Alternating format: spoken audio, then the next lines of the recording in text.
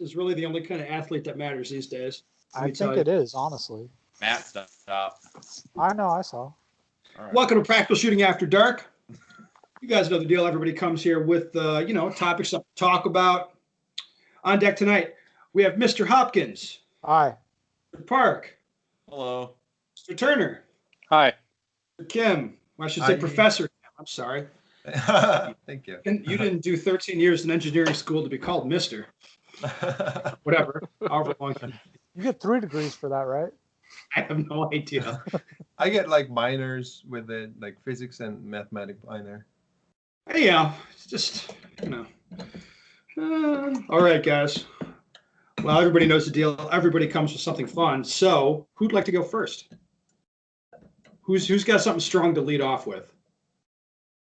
I think Kim does. Kim Kim wanted to does. say something. Mine's not as strong, I would say. All right. But I'll lead off because I have something I'm excited about. Okay. So this weekend, I'm flying down to Miami. I'll be taking and videoing a rifle pistol class with Mr. Frank Proctor. Does that sound? Yes. You guys are nodding your heads. Yeah.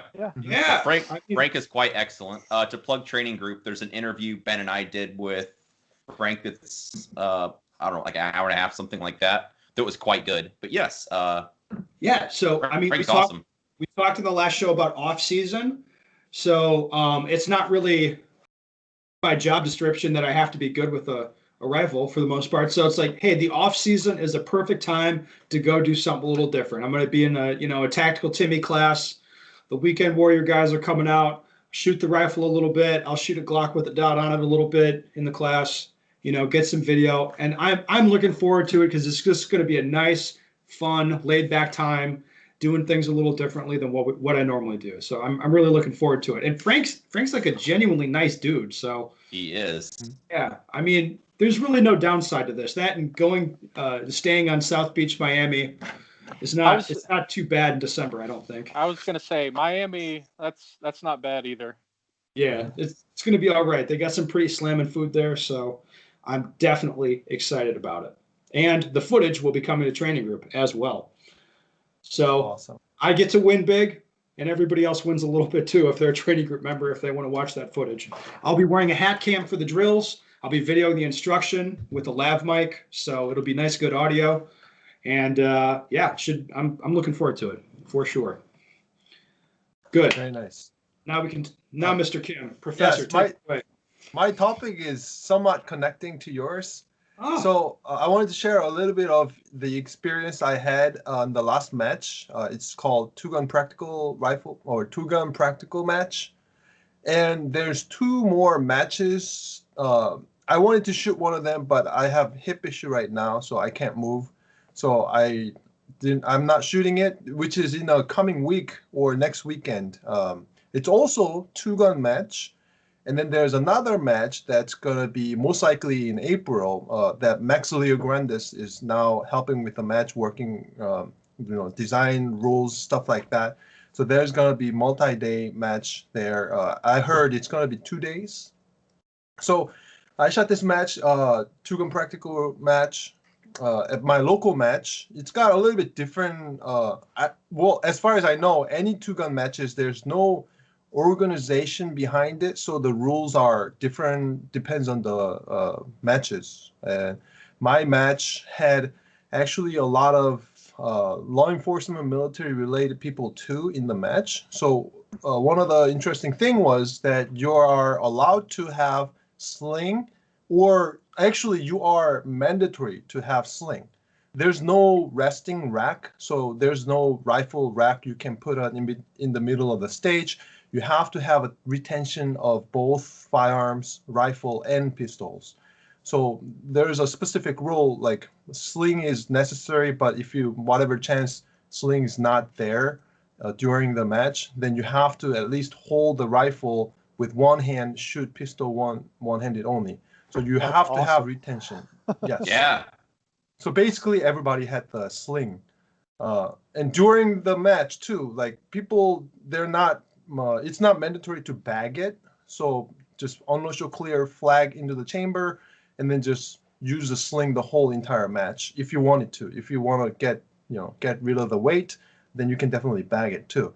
The specific range had little different target safety rules. So a steel target has to be shot at 100 if it's shot with a rifle. So any steel target, actually the furthest shot at the match was somewhere around 100 yards, and there was only 3 targets I remember that you had to shoot 100 yards with a rifle. So one stage was very short course, which I really liked. It's basically activating Big Popper at 100 yards and shoot a bobber going up and down. Oh wow. Yes. The scoring system is not like ABCD score. It's a 2 shots anywhere on the target or 1 alpha hit. That's going to be neutralizing the target. So if it's a bobber target, all you need is 1 alpha to be safe. But obviously at 100 yards, bobber moving up and down, you don't want to shoot 1 shot at it. You definitely want to shoot a couple of shots at it. So that was a very interesting stage.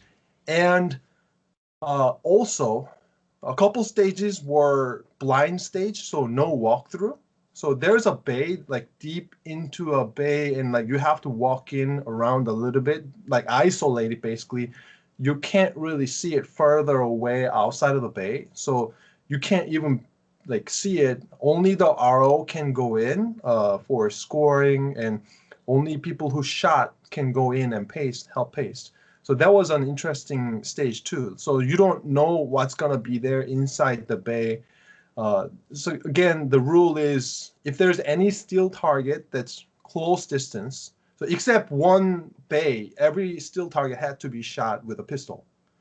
And paper was whatever you choose. You can shoot pistol with it, rifle with it. It's up to you. And there was like 2 stages that had kind of like a Virginia count, but they're forcing how many rounds in the rifle. So they're enforcing that the bolt locked back reload. Is that right? Bolt lock reload? Yeah, like an empty reload. Emergency reload. Yeah, so that was very interesting. Of course, the gun transition is really fun. Dropping your rifle, trying to not hit the muzzle on your precious area, and grab the gun out of the holster. That's very something that I haven't practiced. So, but I did enjoy myself. When I watch people doing transitions or running with the gun, it's absolutely safe. There was just one incident where, so most of the shooters over there had pretty much dedicated holsters. So some people are running their duty holster where it has like a retention device, level 2, something like that. There were couple USPSA competitors had like a USPSA ejection cutout holsters, and I saw one dude accidentally dropping a gun. But fortunately for me, I brought like a tall holster. There's no locking device, but it's covering all the way up to the ejection port, closer to the optic. I shot the same gun. So holster is something probably what you should be considering because you're going to be running around the pistol inside the holster. So good locking, adjusting knob kind of thing. Okay. And then I really wanted to shoot this match. So basically it's in Seattle area too. It's 3 days match, but you can shoot. There's 3 different style of match, but you can pick how many of them you want to shoot. You can shoot 1 to 3, how many. But the most interesting thing is this has been many years so far. It's called Vision X Night Match. So you're shooting at night, low vision. Targets are neon color, so it could be orange or neon green kind of color. And some stages they have some sort of light. It could be like the siren light, like a cop blue light. Could be one stage. It could be just regular flashlight using stage. So that match. So you said flashlight? That was yes, flashlight? Everybody has flashlights. Sounded like something else. Yeah, so they have like. So you guys are slow today. Jesus. Yeah, weapon mount light. Yes, weapon mount light. Explain to Kim what you thought it was. I'm not going to do that. His wife has had to teach him so much of my vocabulary already. We can't put him through anything else. So do people have like lights on their carbines then, like a pressure pad or tape switch, something like that? Is that what you used to shoot with then? Cool. Yes. There's divisions, of course. So night match, I think night match can be only shot with one gun, as far as I remember. But the daytime match, there's two gun specific on it. Oh, so gotcha. that match has a rack, so you just rest your rifle in the middle of the stage. You start with pistol or something like that, or start with rifle and just rest it in the rack kind of thing. Oh, very cool. Yeah. So I'm looking forward to the Mexa Rio Grande. This is a two-gun match. I'm most likely going to be shooting that match. I think that's going to be really fun. Yeah. Yeah. It's fun going to the range when you're just having fun sometimes. You don't have to really like accomplish anything. You're just going to have a good time. Yes. Fantastic. Well, man, we'll have to hear back about this match after the fact. Mm-hmm. So I'm sure, well, you'll be posting footage to training group, I'm sure, as well. Yeah, absolutely. Okay, well, I can't wait to see that. Hopkins, I'm guessing you don't have a topic, and that's totally No, I cool if don't. you But I wanted to ask Kim one thing. Yeah. Kim, do you think there would be more participation in something like this if there was a national organization with a set of rules? Yes, because that's more, I guess, hospitable. So more clubs can be definitely interested in is one thing. Of course, having an organization behind it helps the marketing part as well. And to be honest, I think right now the trend is more of a tactical stuff than or I should say racing type. So when people are nowadays, when they're going on social media, what they want to see, majority of people, what they want to see is cool stuff that's like a Call of Duty or Operator kind of stuff, rather than wearing orange colored jersey. People using big giant red dot and shooting with a big comp. I mean, that's interesting too, of course. But the trend right now is more of two-gun competition side. So I can see having actual organization and do things like a business or sports, I should say, doing things like a big sports. It's definitely going to be making it grow big time. Yeah. All right. Tyler, am I guessing no topic? No, I have a topic. Oh, No, let's hear it. So I read this article the other day about the components crisis, or ammunition crisis. Actually, I think Vista Outdoors is the parent company of CCI Federal, and I think they bought Remington Ammo Division. But I read that they have a $1 billion backlog, which continues to grow. Yes. And I know a lot of guys in the sport are feeling the crunch for components. And I'm just curious, talk to you guys about that, see if you're feeling the crunch, make any kind of prognostications about how it's going to affect shooting, training for people, stuff like that. Because, $1 billion backlog is insane. And we all know that Federal is sending every primer they manufacture into Federal loaded ammunition, and the same for every other ammunition manufacturer out there. And so I think we'll probably get powder. I think, we'll still be able to get bullets probably, but primers, I think, will be the bottleneck for us reloaders. And I think it's going to last. Well, what do you think is going to happen politically? I mean, it all depends on how the political situation shapes up. Well, it's not going to be good. I don't. So, are people buying fewer firearms? Like, no. I mean, demand for everything in guns continues to grow. Like, it's not showing any signs of stopping. And I think, as well, so the question would be then, what would cause it to the demand to slow down? Well, I don't see that it will for the foreseeable future. So I think, a lot of people are going to be, rationing if they're not already out. Yeah. Well, the good part also is that it's the off season, like for us. So, there's still like at least my local spots. I maybe have connections to some of them, so I get like a text message to get stuff in. And I mean, they're still getting stuff.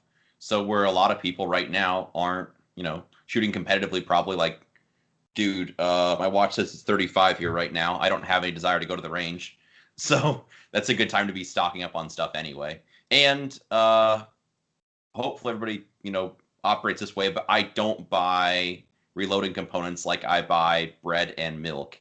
So it's not like a 7-day supply. So, having extra stuff on hand hopefully is stuff that people do, and, Well, let if me not, go supply will catch up. Let me go another route then. How expensive would primers have to be if you could get them like Double. on the double before you'd stop reloading? No, not me. Double before enough motherfuckers would stop reloading, so you could have them available on store shelves. And they're beyond I that would right still. Because go on, just for your own amusement, go on Gunbroker or your local sales I'm going forum. Gunbroker right now for your. It's absolutely, it's way above double right now. Oh, it's way right, but I above wouldn't double. even. I wouldn't even really count this as availability. It would be like it'd have to be double at like a Bass Pro Shop or like at a retail level. It's going to have to be double the inflated price. Yeah. I mean, people are paying like 15 cents a primer right now. So yeah. So I'm seeing inside the industry a little bit. I kind of know what's $185. going on. People are paying ridiculous prices for primers. So God, I should the sell way some these primers. the way these big companies go, say you're at a gun shop and you put an order in directly with Federal, right? You put an order in for way more than you want, what you actually want. So you put an order in for double of what you want. So you really only want one pallet when you ordered 2, because they're not going to give you 2 pallets right away, right when you put the order in, right?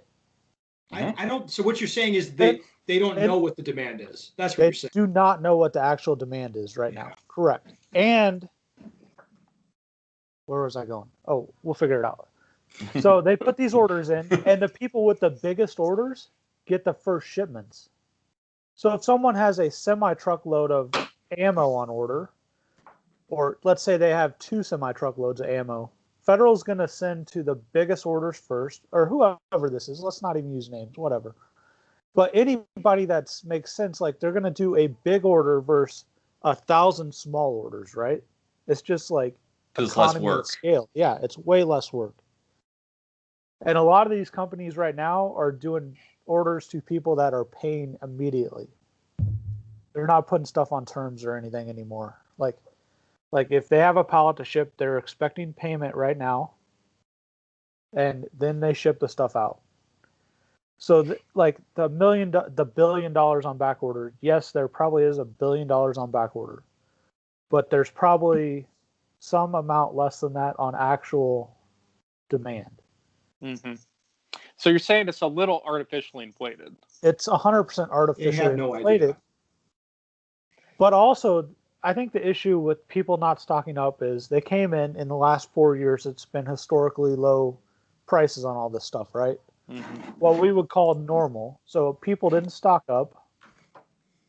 They didn't know an election, like they weren't around when the last time this happened. So no one stocked up.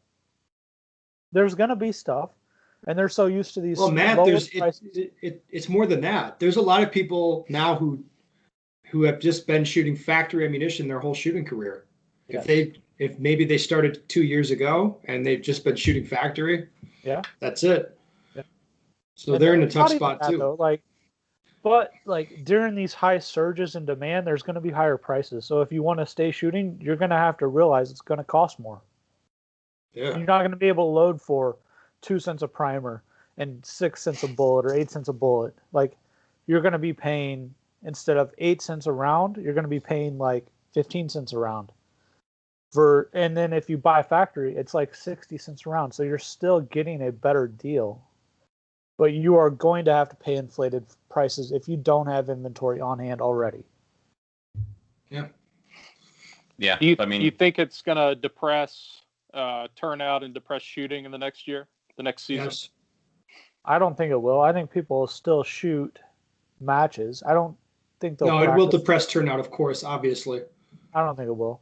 it won't depress your turnout, but the people who are on the margin, the people who are on the bubble, like instead of shooting 3 club matches a month, maybe they shoot 2. Just because, I don't know. I don't see it. I think there'll be more you people. don't think that's going to happen. I don't think so. You don't People think that will still shoot matches. Okay. I'm sure I Foley think- will provide a financial report at some point to show us how the activity credits are doing or whatever, and we can look at the data together and assess it. Maybe we'll For see. me, 'Cause one that's what issue I matters. saw. Is participation. So one of the your local matches I shot, there was a new shooter, and he was asking me like, "Hey, like I literally can't find ammo, and I can't shoot next match because I can't find ammo." So for newcomers, I think it's gonna be a big issue. Yeah. Yeah. I think there's also going to be a set of newcomers that think this price is normal, and they're going to buy ammo to shoot. So I think it'll offset itself. Okay. Well, guys, I think time is going to tell on this one, and it feels like we should move on to Joel to talk now about hopefully something unrelated. Perfect. Well, so I mean, I've been talking a lot about shooting a carry optics gun. I guess it's fun learning something new. Learning a new gun it's kind of fun because it's like it's starting over from scratch, I suppose, kind of in a way. And just in training with this dumb thing, like I've realized how important the draw really is, and not for the reasons some people would think, I guess. So the draw really isn't like, I don't really care about how fast somebody could whip the gun out of the holster and fire off one shot. It doesn't really matter. But working with this gun is interesting because like it's so essential to grip the gun in the right spot. The way my support hand hits the gun, the way I'm like, the gun's sitting in my hand just perfectly. It really sets, I mean, not necessarily so drastic as success or failure, but it's like really essential. And in my own training, it's just been kind of fun to, I guess, revisit stuff that maybe I take for granted because, I mean, I've shot my Tanfos for so many years. I just, I look at a spot, whip the gun out of the holster, it shows up where I want it to. More often than not, I have I won't say a perfect grip, but a very, very good grip that I'm really, really happy with. And then training with something new has been really fun because I don't always get the perfect grip. It's like, well, what's going on? Why is that? I'm like, oh yeah, I guess this really is important. And I kind of just, sometimes I think it's easy to lose track of things, maybe even just for speaking for myself, when you take it for granted how easy it is to draw the gun or load the gun or something like that. So having a fast draw time does definitely correlate to stage times and your ability to shoot through the stage fast. But it's just super important to like grip the gun properly and have it show up at the exact right spot in your hands because, for whatever shots you shoot before you reload the gun or move positions, a compromised grip is going to cost you time, points. If you have a really compromised grip, you're going to maybe shoot reactively. So you've got like the gun's not recoiling the way you want it to. So anyway, all that babbling, it's just been fun to learn something new. And again, kind of just revisiting like the grip is super important. And when I draw the gun, having the gun in the right spot in my hands is extremely important. And yeah, something I was probably taking for granted. So for red dot, you lose a lot more time if the red dot is not inside the window. True. For iron sight, if the sight wasn't aligned, I mean, you can still see where the front sight is misaligned from. But for especially like weekend transition with the red dot and you don't have the dot inside the window, then you see a lot of people like jerking the gun left to right and then finally finding, And it's not so much like looking down to find where my gun's at in my holster, but even if you're just a little bit low into the beaver tail or it's shifted a little bit left or a little bit right, it's just not in that like perfect spot where you want it to be. Makes me appreciate, I guess, the amount of time I'm spent on other, like my Tanfo, where I just whip the gun out of the holster and it's where I want it to be. I just look at the spot, the sights show up there. So anyway. Yeah. All right, Joel, you're making sense as usual. I try. Yeah. You're like so logical, it's a little bit boring.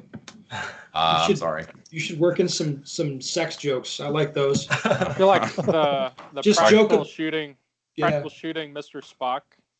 Yeah, just joke about like bathing suit parts. If it's covered by a bathing suit, it's fair game for jokes. Okay. No, I'm not gonna do that. All right, let's move on to a question, guys. Yes. Ben, gang, What is the etiquette for asking for an overlay on a potential double at a major match like nationals or area or sectional? If you are an A, B, C class, do you ask for an overlay for every mic and hope the RO is generous, or let it be? Is the perfect double really a thing? Is it okay to be annoyed when someone asks for an overlay every time there's a mic? Thanks. I think we'll all have a little different answer on this because it's a nuanced question. Do we go Matt, one by one or all of them? Well, I don't know, Matt. Like, just tell me, like, what do you think about the topic? If you could lay it out. Well, there's no proper way to do it. Like, you don't do that. Like, it doesn't make any sense. You're holding up your squad. You're holding up the match. You're creating a reputation for yourself. Like, you just don't do it. And, like... Is there any circumstances you could do it? Well, I think if you have a 20-plus yard swinger and the match is really, really important... Is there any circumstance you could do it? And you shoot it in one pass? Yes, that is when you do it. That's the only time you do it. I like how you're going back 6 years to do this. Well, Matt, I'm gonna come at you personally now. Okay. I was on your squad. I witnessed you shoot what I believe to be a perfect double, or as close to perfect as I've ever seen. I watched you do it. I actually caught it on video.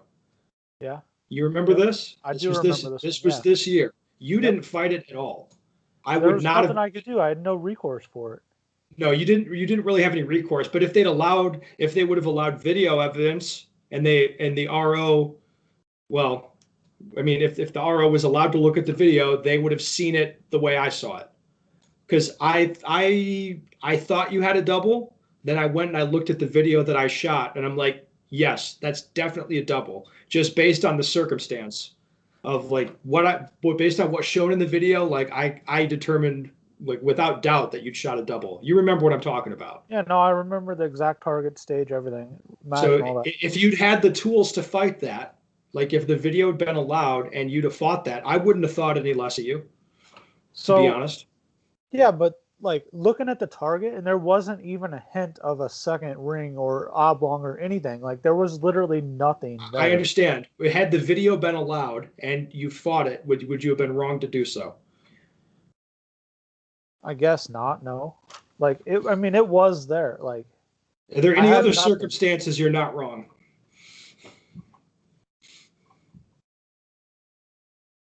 Yeah, I don't know. This is for anybody. Can anybody think of any other circumstance where you're not wrong to fight this? Because I feel like we're all going to say, "Don't be a bitch," and ask for an overlay every time. I think that's horrible. I think doing that is horrible.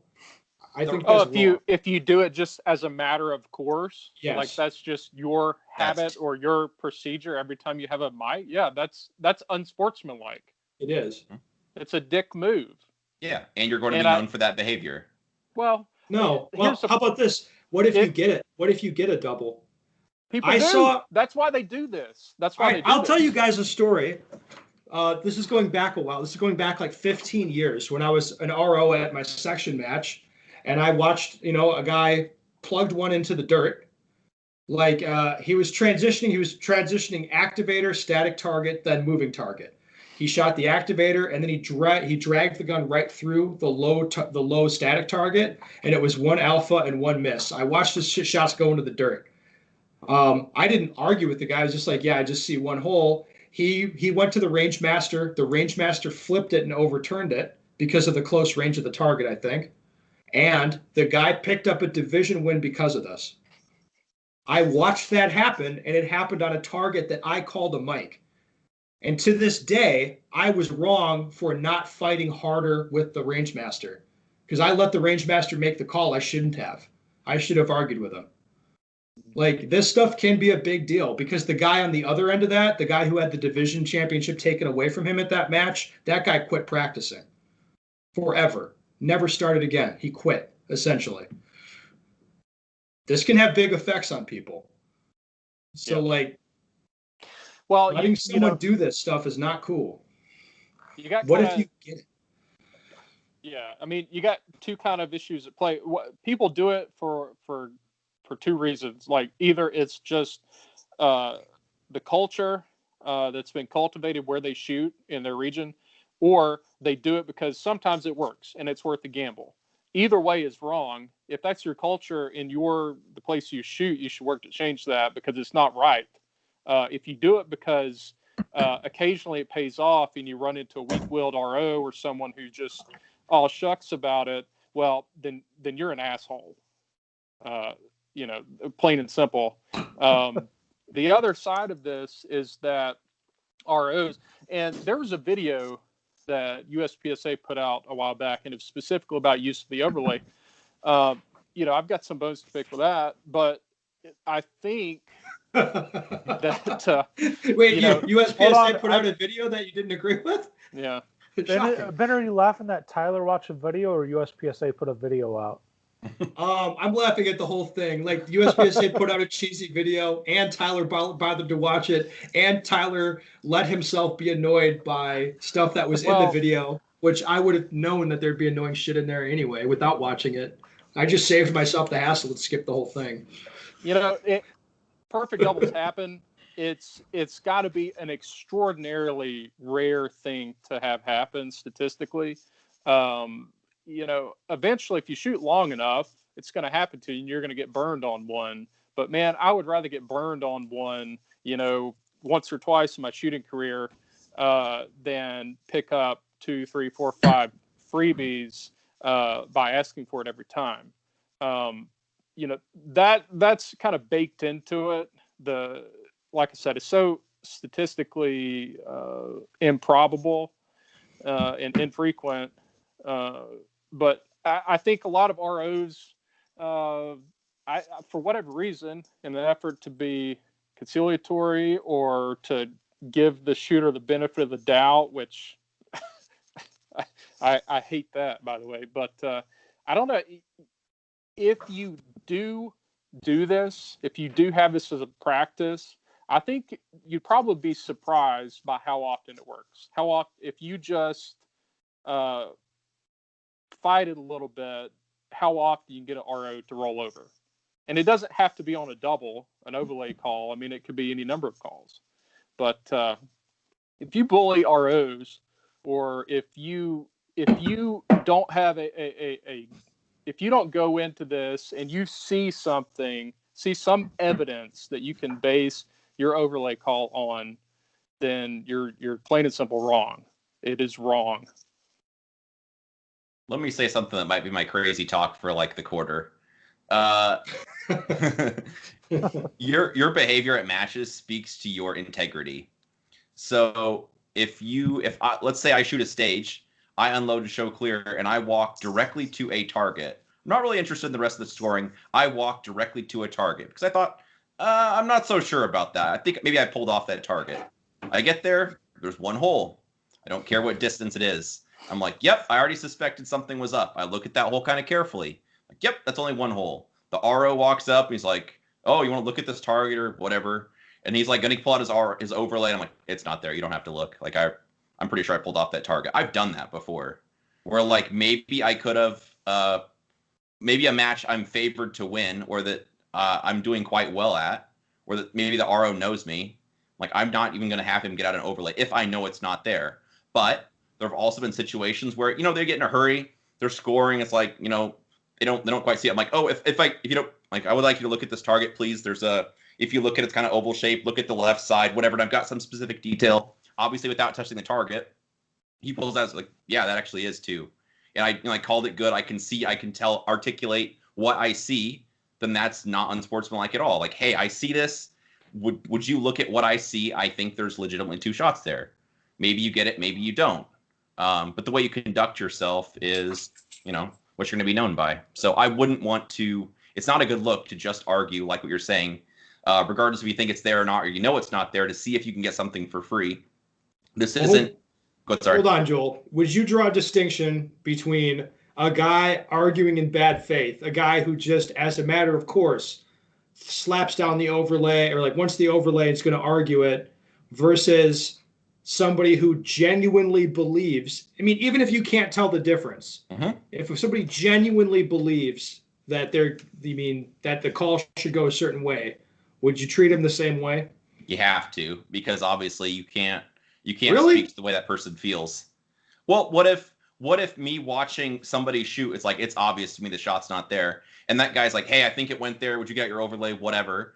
Well, I mean, no, you're going to obviously- call it the way you're going to call it, but the difference would be whether or not you're going to punch his douche card. You know what I mean? Well, that's not for me to decide. The internet will take care of that. No, you get to decide if you punch someone's douche card. That's your choice. Always. You don't have to leave that to anyone else. But you know, like some sports, and I'm not a big sports person, but some like they always argue with the referee. Like it seems like you watch a football game. Like it doesn't matter what the call is. Somebody's always like shouting at the referee. Like USPSA should not be that. The culture at your club should not be that. I disagree completely with you, Joel. All right, Truly. then. Really? I don't have a, if you're arguing with the RO in good faith, like you believe you're right. Yes, in good faith. Argue with the fucking RO. Argue with them. Yes, go for it. Yeah. Maybe you understand what I'm saying. Use some naughty no words. I don't have a problem with it. If you're competing without passion, why the fuck are you here? Honestly. Okay. Seriously. What I'm saying, I was so passionate at Nationals this year, I got kicked off a stage by an RO because I was trying to help another competitor with a call. Good. I got told to go to the back and sit down on the bench. Seriously, No, good faith is totally fine. We've got a crew of people. The This is competitor your was getting hobby. fucked This is over. like your whole thing. You pour yourself into this, and like you're not going to argue with a range officer when they're wrong. Like, are you serious? In good faith is totally different. Yes, if you definitely like, I know what I saw, I know what I felt. But arguing out of just for the sake of arguing in bad faith, so to speak, is definitely not okay. Yeah, and you can tell it's bad faith when they do it every time. Correct. That's how you can tell for sure. Yeah, and you can be wrong. You can objectively be wrong. Yeah, and still argue in good faith, because we've all seen the guy who he believes, like with all of his heart. I saw in the same hole. And then his squad mates. And you behind him, like you distinctly saw the flip, but you know he believes in his heart of hearts that it's a perfect double. That's fine. Look, just humor that guy. And look, like a lot of guys don't want to see nuance anywhere. And so ROs can be wrong. ROs can work in bad faith. They can work in good faith. Shooters can work in bad or good faith. And sometimes you just get a collision where it's just a cluster all around. But yeah, I mean, there's nuance here. To me, like it all boils down to your integrity. If you have it and you have a sincere belief that something's there, like you owe it to yourself as a competitor to ask for the second opinion. Or if you're convinced of it, what's the quote? Be sure you're right, then go ahead. Yeah. Davy Crockett or whatever. Yeah. Like I'll look it up. Yeah. I have no idea. There's an entire subculture in the sport that thinks calling for doubles is a matter of fact and something you do. Yeah, it's be sure you're right, then go ahead. Yeah. Was it Davy Crockett? It was. Yeah. Yeah, I was gonna say you ask for overlay when you know you deserve it. Yeah. Like when you know you deserve it. You're not sure if you deserve it, then no. If there's any doubt when it comes to perfect double time, then there is no doubt.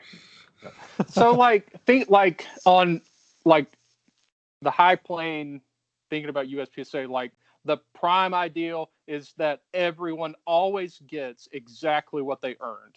So every alpha, every Charlie, every Mike is correctly tabulated. Like so your behavior should be such that it leads to a more accurate result. It should be that way for ROs and a competitor, because that's the essence of the sport, period. Otherwise, what are we doing? Yeah. Playing gun golf. Gun golf. Yeah. For fun. You write your own I mean, score even, down. yeah. Well, anybody have something left to say on this topic? Because I feel like Tyler pretty much nailed it. Mm-hmm. As he usually does. Well, that's all we've got. Listeners, thank you for turning up for the podcast. We always enjoy, the spicy listener questions. If you have a question you'd like the answer to, go to bensticker.com, send me your question, and we'll address it in the next show. Was it a bang-up podcast, Joel? It was okay. It was okay? You're impossible. Good.